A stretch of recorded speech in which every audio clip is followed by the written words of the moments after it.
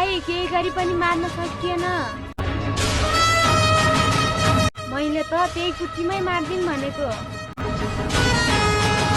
यो विकासले हुँदैन, गाउँमै लगेर मार्नुपर्छ भनेर आज हामी जीवितै छ।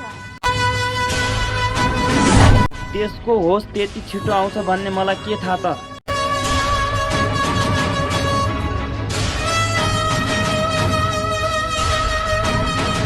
खेल कसरी खेल्नुपर्छ त्यो तिमीहरूलाई थाहा नै छैन।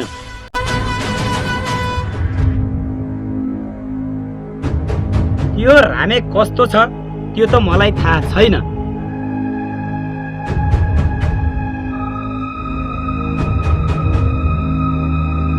तर तिमीहरू तीन जनाले पनि मार्न सकेनौ भनेपछि अलि दिमागवाला नै हुनुपर्छ।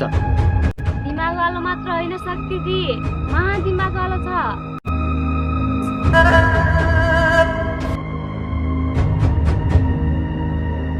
बेलामा पनि लुकामारी खेल्दा हामी त्यसलाई भेटाउन सक्दैनथ्यौँ।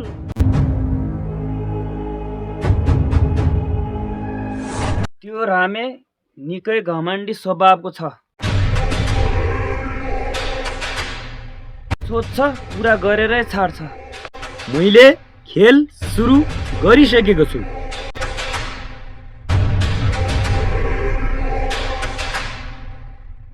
अब तिमीहरूले रामेलाई साथ दिएको जस्तो गर्नु र मैले भनेको जस्तो गर्नु।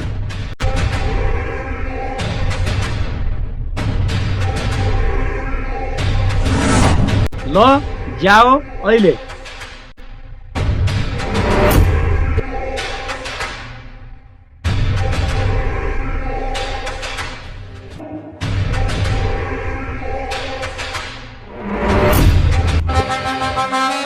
रामे अब तेरा दुःखका दिन सुरु भए।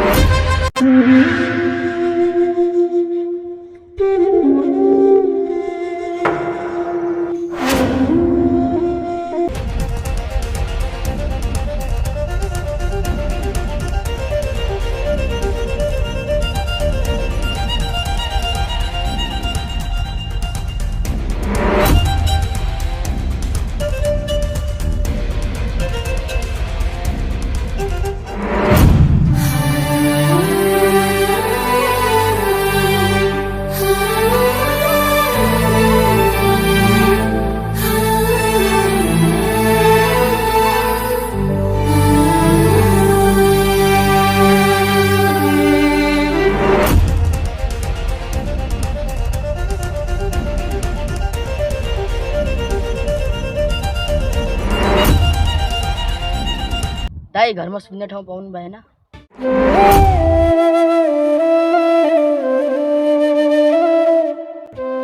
यसरी किन यहाँ बाटामा सुत्नु भयो?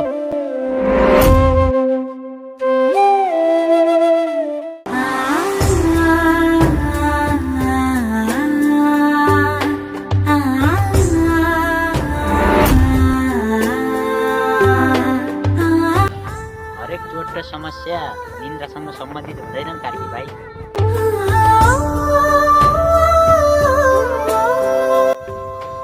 जब मान्छेलाई चोट र समस्या एकैचोटि पर्छ नि, तब जीवनभन्दा मृत्यु सही लाग्न थाल्छ।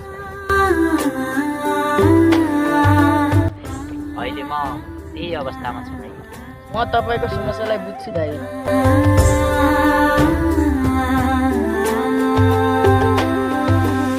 तर म अहिले तपाईँलाई केही सही गर्न सक्दिनँ।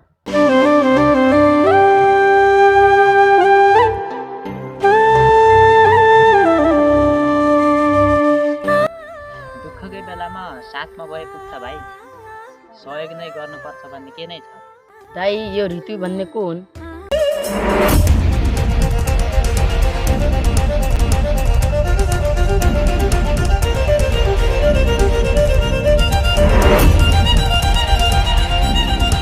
भन्नु न रामदाई, यो ऋतु को हुन्? मेरो बालापनको माया।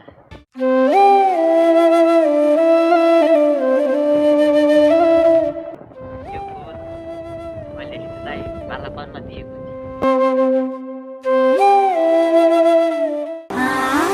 15 वर्ष भयो अनि सहर गएको तर अहिलेसम्म फर्केर आएको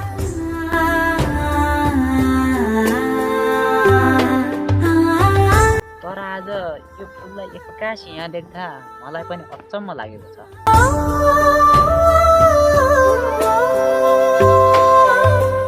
अहिले दिएको उपहार यहाँ हुनु तर ऋतु नहुनु। रहस्य के हो दाइ?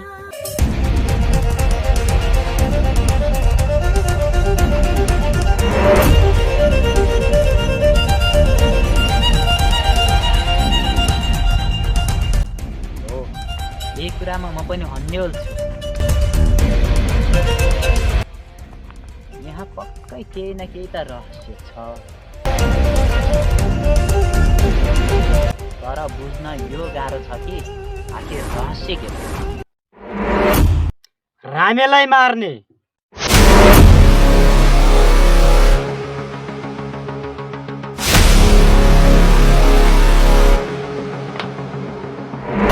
हो यसको मुख्य उद्देश्य र रहस्य त्यो रामेलाई मार्ने हो। तर रामलाई मार्नु ठिक होला त? त्यो रामेसँग मेरो छोरा राकेशको पुरानो दुश्मनी छ।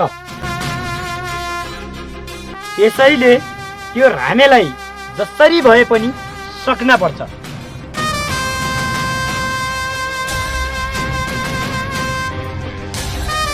पछि मलाई केही अप्ठ्यारो त पर्दैन नि? तिमीलाई केही पनि अप्ठ्यारो पर्दैन।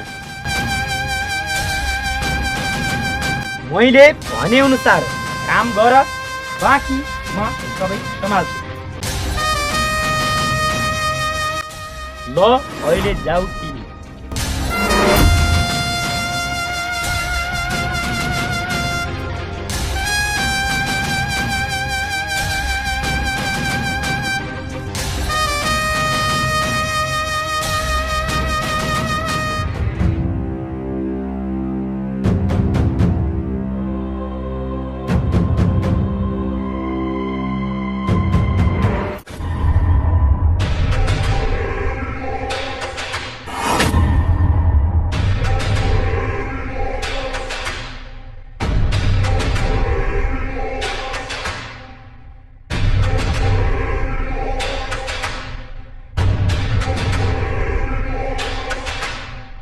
हेर त विकासे, त्यो रामे कति सजिलै सकिने भयो। शक्तिवीरको दिमाग त मान्नै पर्छ। त्यही त भनेको। यो रामे जति बाठो भए पनि अब शक्तिवीरको अगाडि केही लाग्दैन। शक्तिवीर निकै खतरनाक मान्छे हो। त्यसले चाह्यो भने कस्ता कस्ता मान्छे ठेगान लगाउँछ। त्यो जाबो रामे के हो र? त्यही त भनेको विकासे, त्यही त भनेको। अबको केही दिनमा रामे मर्छ। त्यसपछि त्यो घरमा यो गजनको राज चल्छ, राज। ल जाउँ, कसैले देख्यो भने बर्बाद हुन्छ।